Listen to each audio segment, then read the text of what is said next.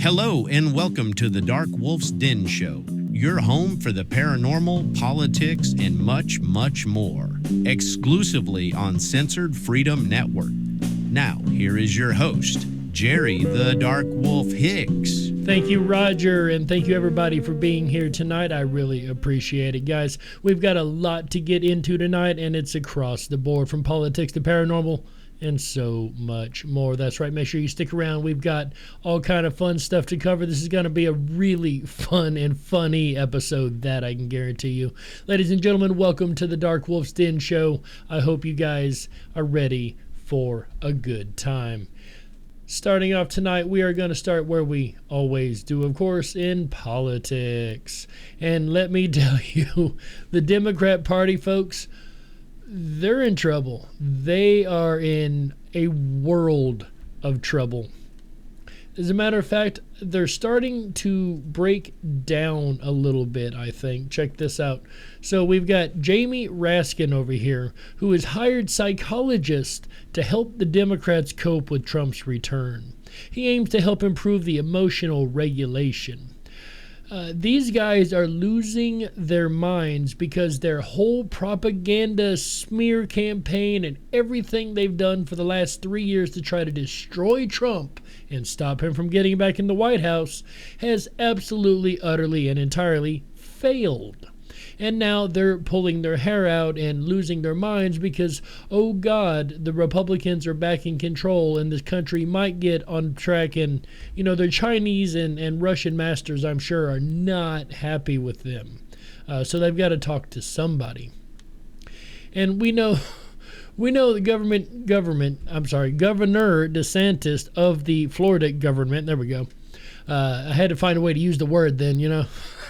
But Ron DeSantis shuts down this reporter. He's been really good at shutting down reporters and stopping them in their gotcha questions. And here's another example. I thought this was pretty funny. WJXC News Channel 4 here in Jacksonville. I just have 4 questions. One, Florida is home to hundreds of thousands of undocumented immigrants who are working in areas. Well, so the federal government has made clear that the statutory term, it's not they're illegal aliens. That's the statutory term, and that's what it is. I love how the sheriff's sitting next to him nodding the whole time, or whoever the police officer is there. And I think it's to try to water down. I mean, like, undocumented, it's like if I get in my car and I forget my wallet, okay, I don't have my document on me, like my driver's license. But I mean, I still have a right to drive. I just made a mistake. This is intentional to come in illegally. And it's not just a question of missing a document. It's a question of, you violated the law that were very clear, and knowingly, and with the help of the cartels in many cases. I'll rephrase that.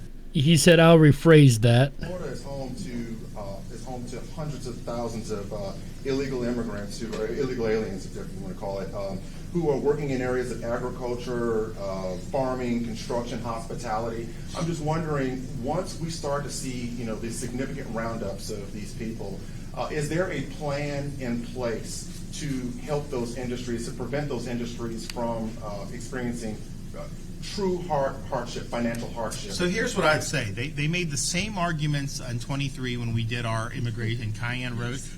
We did E-Verify. When any of those industries, when they hire new people, they've got to verify their immigration status. As it should be, ladies and gentlemen, as it should be. So there's Governor DeSantis shutting down reporters. I love how I say that, of course, jokingly when I say love. I love how they've tried to change our language, ladies and gentlemen, change the way we say and do things. And they're still trying to do this on the floor of Congress. I seen tonight there was a guy giving a speech, and he was clearly a Democrat, talking about how the immigrants have helped this country and neglecting to point out that they're here illegally. I love how they just gloss over the whole, illegality of the fact that these people are here. It's ridiculous, and it's one reason that the Democrat Party is failing. And honest to goodness, they keep it up, they're going to cease to exist. And I don't say that as a threat. I say that as the way things are going. tonight, ladies and gentlemen, we do have a win. We got a huge win on the right side. Anyway, the Senate confirms Pete Hegseth as Defense Secretary. He'll be running the Pentagon. And let me tell you guys, I like this. I like this because the deep state do not like this. How do I know? For the last 2 weeks or so, they have run an absolute smear campaign on this man, tried to put fake allegations and charges against him, done everything they can to try to keep him out of this spot. A lot of you guys are saying, well, yeah, that's normal work for the Democrats. True, but they tend to do that for people that they know are not going to help them. Those are the ones they don't want in office. They want ones that they can control, which tells me straight off that they cannot control Pete Hegseth. Man, his name is a mouthful. And I like that a lot because he's going to be our defense secretary running the Pentagon, ladies and gentlemen. This will be the man, if he does it, that will release the UFO files in the Pentagon if he decides to. Lord help, I really hope so. I know that's a large ask, and some of you might think I'm crazy. I might be. But the vote tonight, ladies and gentlemen, came down to a tie. That's right, a tie. As J.D. Vance had to come to the chamber and actually break that tie. So, ladies and gentlemen, another win on the right side. Here's another example of the Democrats being shut down left, right, and center. I could not believe, ladies and gentlemen, this was on CNN. That's right, I'm going to show CNN on this channel. Don't have a heart attack. There's a reason for it. I was absolutely mind blown that this whole conversation happened. Check this out. I don't understand how hard it is to say violent criminals shouldn't be pardoned for trying to have an insurrection and stop the peaceful transfer of power. You know, they should. All of the feds that were involved in J6 should absolutely be punished. Can you say that? I'm just out of curiosity. Look, I'm okay that these people, especially those that assaulted cops, actually faced some consequence. But I won't cede an inch of the moral high ground on that issue, specifically law enforcement, to anybody who represents the Democratic Party in general. Because this is a party, I mean, especially here where we are in New York.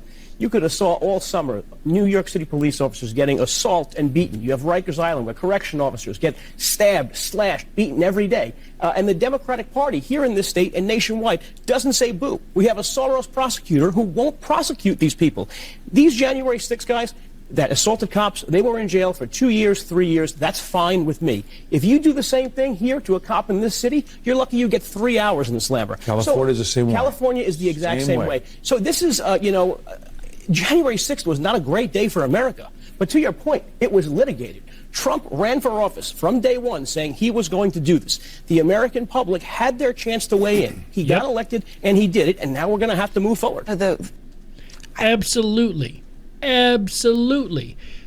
He made it very, very clear at the very beginning of his campaigning that this is what he planned on doing. If the American people had a problem with anything Trump was going to do, they would not have elected him into office. Right or wrong.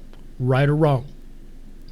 And, you know, he brings up the fact that New York and California have had a lot of issues, and he's not wrong. Nobody pays a price in those two states. We've seen time and time again where people run in and just clean out stores because they can, because there's no punishment. This is why a lot of these stores have put stuff behind locked cabinets, and that's not even stopping some of them, because they know there's no punishment for their crimes. There will be now, make no mistake. And even more so, look at the Summer of Love. Tell me what one person from any of those states paid any price for the things they did. Burning down the cities, burning down Portland, burning down Oregon cities and Washington cities and all those over there. Why? Why have they not paid a single price, yet the Republicans specifically that voted for Trump, that were supporting Trump on January 6th, oh, they paid ultimate prices. These people were tortured to a degree that is against the United Nations Code and the Geneva Conventions. We'll get to that story here in a moment.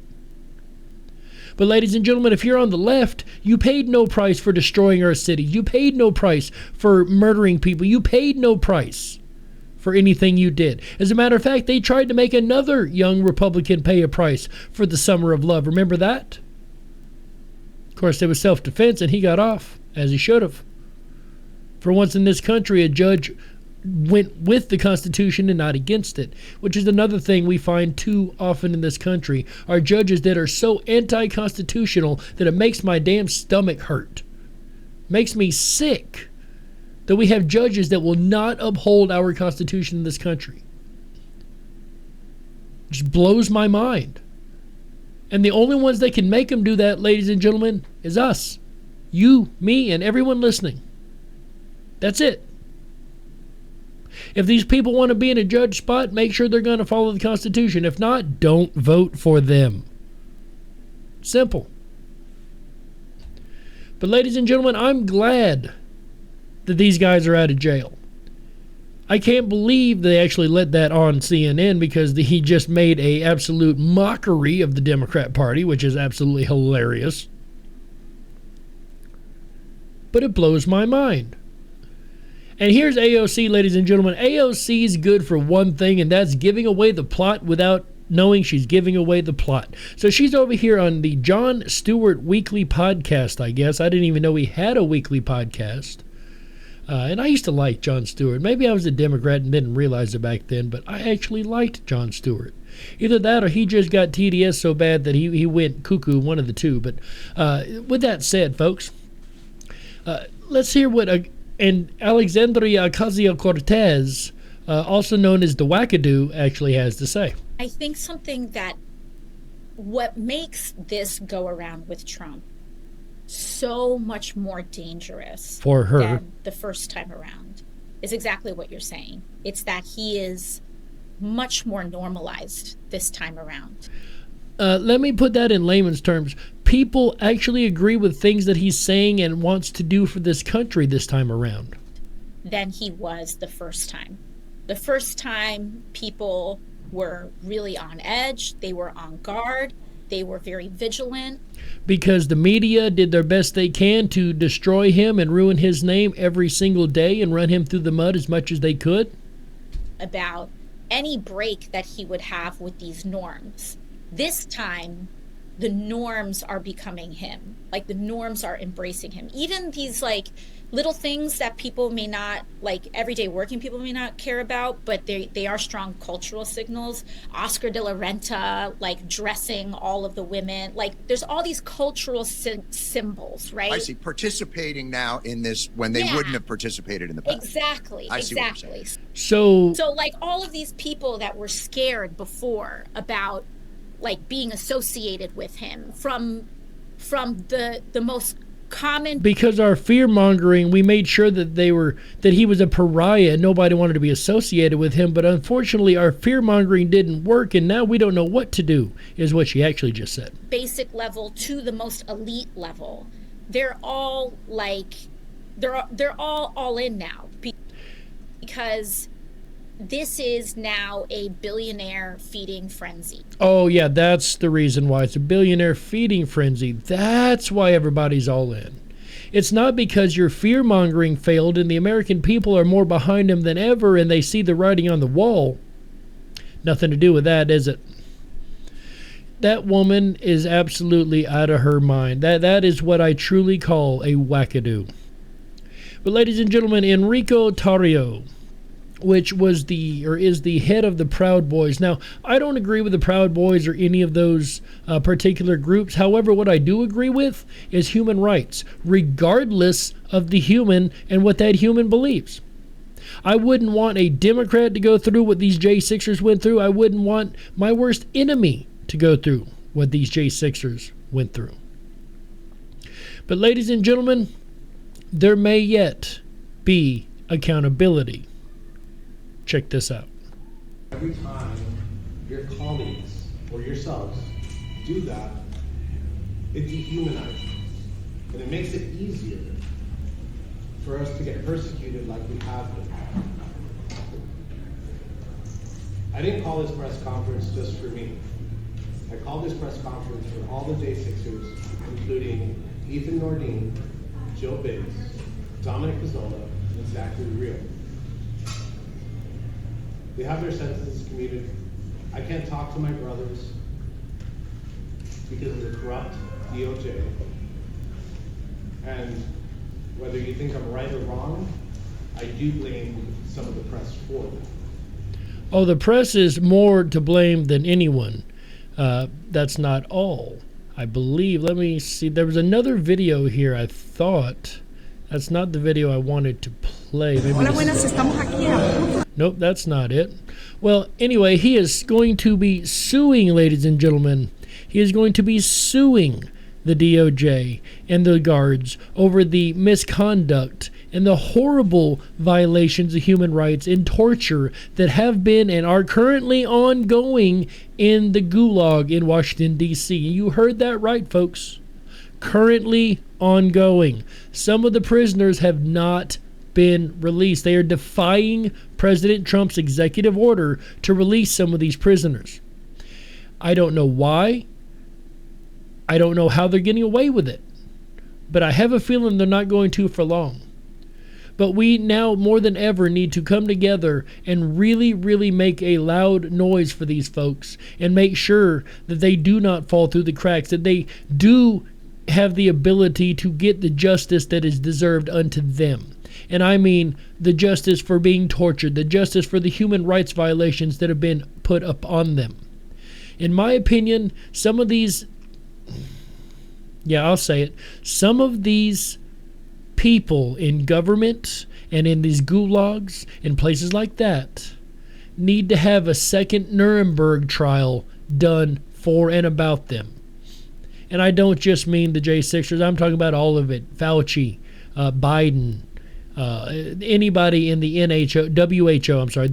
WHO. All of these people need to be brought before courts and tried for the crimes that they've done, held accountable. That's my opinion. Will they be? Probably not. Probably not at all. But ladies and gentlemen, the only way to make sure anything happens is to raise our voice. I'm one voice, and my voice isn't that mighty, but together all of our voices are loud enough to shake the walls of Jericho. I guarantee it. I've seen it happen. It's the only time these people back off.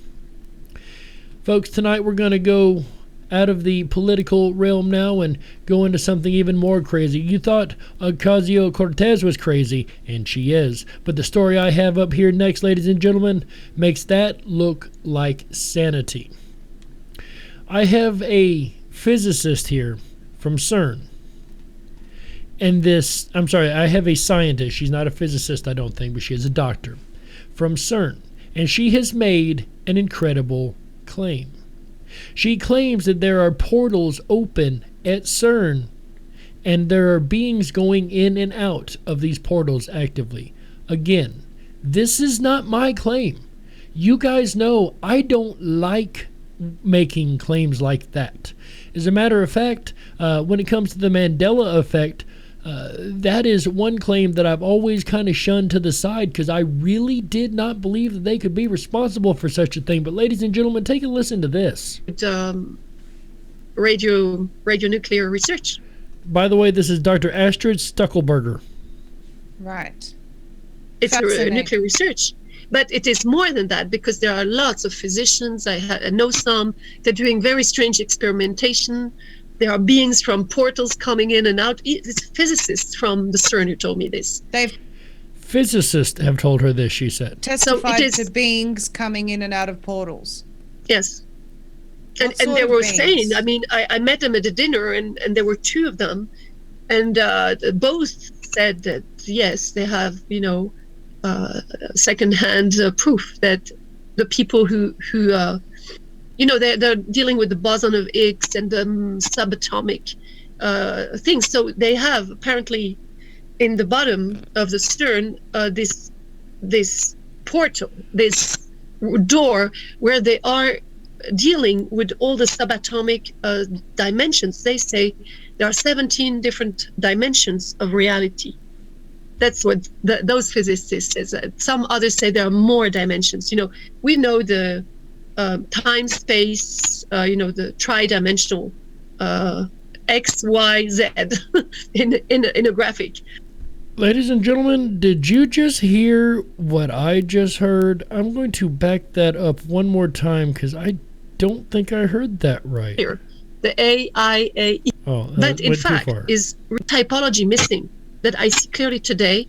It is where oxide graphene fits. Oh, I'm sorry. I know where this is. I'm sorry. It took me a just said second to something- remember just what said the something time which code was. Check this out. Physicians, Let's they hit are this once being again. physicians. I know some. They're doing very strange experimentation. There are beings from portals coming in and out. It's physics. There are beings from portals coming in and out. This is what she was told by physicists at CERN, ladies and gentlemen. Again, that's not my claim. That's Dr. Astrid Stuckelberger's claim. But it's not the first time we've heard such a weird claim, is it? The Mandela effect, as you guys know, I'm very, very wrapped up in and pretty much an expert on the topic, especially when it comes to theories. And two theories that have been widely propagated within the community is the CERN theory and the parallel dimension theory. Now, I have been very vocal against both of these. I honestly don't like either one of these theories. With that said, when it comes to the Mandela effect, every time I call bunkum, I end up eating shoe leather, and I have a feeling this is going to be another shoe leather moment, ladies and gentlemen. And a lot of you might be out there thinking, well, she's crazy, she's making stuff up. Perhaps. Perhaps let us not take anything on face value. But again, this is a doctor working at CERN who physicists have told her this is going on. Could they be messing with her? Sure. Why not? Maybe. But I don't know why they would let the joke get this far without coming out and saying, hey, we were kidding. That's not really... They've yet to come out. That's not new, folks. As a matter of fact, that was actually recorded. The interview you heard was recorded back in December, if I'm not mistaken. No, July. This is July 5th, 2022. Are you serious? Wow, I did not realize until now how old that was. But folks, 2022 she made this claim. This is 2025. What have they been doing underneath CERN? Things have only gotten weirder and crazier in the world. I don't know. Could it be connected to the drone sightings across the world? I don't know. Could it be connected to the weird fog? Or all of the strange oddities we've seen in the last 6 months in this world, across the world, U.S. and everywhere else? I don't know. I'm just asking the question.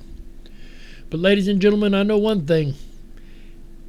It's one thing if I say that this is what's going on. It's another if a doctor working in the facility says this is what's going on. So... in the end, folks, it's up to you to make your own decision whether you believe it or not. I'm even more confused now than I was before. But folks, I hope you guys enjoyed that. That's tonight's show. I hope you guys enjoyed last night's little video at the end. We've got another one coming up tonight. Next 2 days, the weekend, we're not going to do regular shows. We will put up these two videos that we've included in the end of the video last night and tonight. Last night was First Contact gone hilariously wrong. Tonight's video, what happens if you wake up in the wrong reality?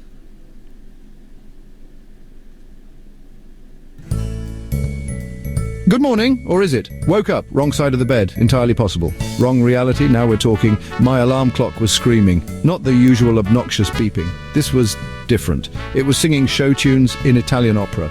Look, I appreciate culture as much as the next guy who doesn't understand it, but before coffee, this felt like a war crime. I hit snooze. The singing stopped. Good, back to normal, except the clock was now a miniature, fluffy bunny rabbit. It twitched its nose at me. I stared back. I blinked. Yep, still a bunny. And it seemed to be judging my pajamas. This day was off to a weird start. First things first, caffeine. I stumbled out of bed, careful not to step on the operatic bunny rabbit. My apartment looked the same, sort of. The furniture was all slightly wrong, like someone described a chair to an alien who'd never seen one. I ventured outside. Chaos, utter chaos. Pigeons in tiny suits were riding those electric scooters. A group of squirrels was having a heated debate about cryptocurrency, and the traffic lights, gone. Replaced by a mime juggling rubber chickens. I just needed coffee. I found a coffee shop. not my usual spot, but it had a door and the promise of caffeine. I entered, ready for anything, except... The barista was a goat, like a literal goat. I had to blink a few times to make sure I wasn't dreaming or hallucinating. But no, there he was, standing behind the counter, looking as professional as any human barista. He wore a tiny apron and everything. It was almost comical, yet strangely endearing. The apron even had a little name tag that read Gary. "Can I get a latte?" I asked, because what else do you say to a goat barista? I half expected him to just bleat at me, but he nodded and started making the drink. "Barista special, coming right up," he bleated cheerfully. Okay then, I couldn't help but chuckle at the pun. It was surreal, yet oddly charming. My latte arrived. It was bright blue. I stared at it, wondering if this was some kind of joke or if blue lattes were a thing in this bizarre world, and it tasted like pickles. I couldn't believe it. Who in their right mind would make a pickle-flavoured latte? I tried to keep a straight face. I took a sip, smiled weakly at the goat, and promptly poured it into a nearby plant when he wasn't looking. This wasn't my day. I felt a bit guilty, but there was no way I could drink that. This wasn't even my reality. Everything felt off, like I had stepped into an alternate dimension where goats ran coffee shops and lattes tasted like pickles. I needed to figure out what was going on. How did I end up here? And more importantly, how could I get back to my own world? I left the coffee shop, tripping over a mime arguing with a parking meter. Where was I? This place was getting weirder by the minute. And more importantly, how did I get back to a world with normal coffee? I needed to find some answers, and fast. Wandering aimlessly, I bumped into me? But not really me. It was like looking into a mirror, but not just any mirror. It was like one of those fun house mirrors that distort your reflection, making you question reality itself. It was like looking at a funhouse mirror. The face was mine, but the details were all wrong. Same face, different haircut, wearing a sequined jumpsuit. It was like seeing an alternate version of myself, one that had made entirely different life choices. "You're late!" Other me exclaimed. The urgency in their voice was palpable, as if something monumental was at stake. "The interdimensional portal closes soon. Into what now?" I stammered, completely bewildered by the situation. "Look, no time to explain," Other me said, grabbing my hand with a sense of urgency that left no room for questions. "We have a reservation at Doritos." The name sounded absurd, yet intriguing. "It's the hottest new restaurant in Dimension X42, Dimension X42, Doritos." My mind was spinning with questions. This day just kept getting weirder. I felt like Alice tumbling down the rabbit hole. But hey, when in Rome or another dimension, sometimes you just have to go with the flow. I let Other Me drag me towards a giant swirling vortex of light. The air crackled with energy. "Don't worry," Other Me shouted over the roar of the vortex. Their confidence was oddly reassuring. "It's just like your dimension, but with more cheese." I couldn't help but laugh at the absurdity of it all. The vortex spat us out onto a familiar street. My street. But something was off. The air felt different, almost electric, and the colours seemed more vibrant. Except the pigeons wore fedoras, not suits. They strutted around like they owned the place, tipping their hats to passers-by. The squirrels were arguing about the stock market, not crypto. Their tiny voices were filled with passion, debating the merits of blue-chip stocks versus emerging markets. And the traffic lights were back, thank goodness. They blinked in a familiar rhythm, guiding the flow of cars and pedestrians. "Well, gotta go," Other Me said, already fading away. It was like watching a ghost dissolve into the ether. Dinner with destiny and all that. The phrase hung in the air, heavy with meaning. And hey, try not to mess up this reality too badly, okay? The words were a mix of jest and genuine concern. And then they were gone. The street felt emptier without them, like a piece of the puzzle was missing. I stood there for a second, taking it all in. The normal-ish traffic, cars honking, people chatting, life moving on. The non-blue, non-pickle-flavoured latte in my hand. It was warm and comforting, a small piece of normalcy. Maybe it had all been a dream, a wild, fantastical dream that felt too real to be just a figment of my imagination. A very vivid, very strange dream. Then my phone rang.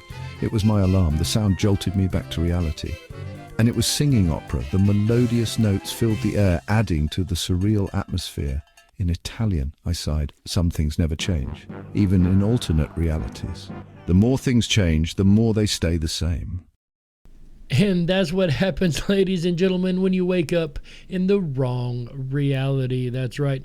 Remember, we will not be doing a regular DWD show Saturday or Sunday. We will be putting out the reality story and the first contact story on Saturday and Sunday, respectively. And then we'll be back with a brand new Dark Wolf's Den show on Monday. Until then, ladies and gentlemen, make sure you join the Wolf Pack over on Fanbase, over on YouTube, over on Rumble, and also on BitChute.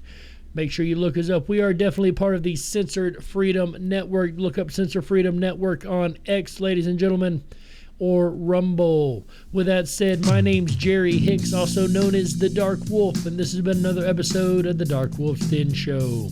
Make sure you guys join the Wolf Pack, and we'll see you on Monday. How? Yeah, that's right. Bye, guys.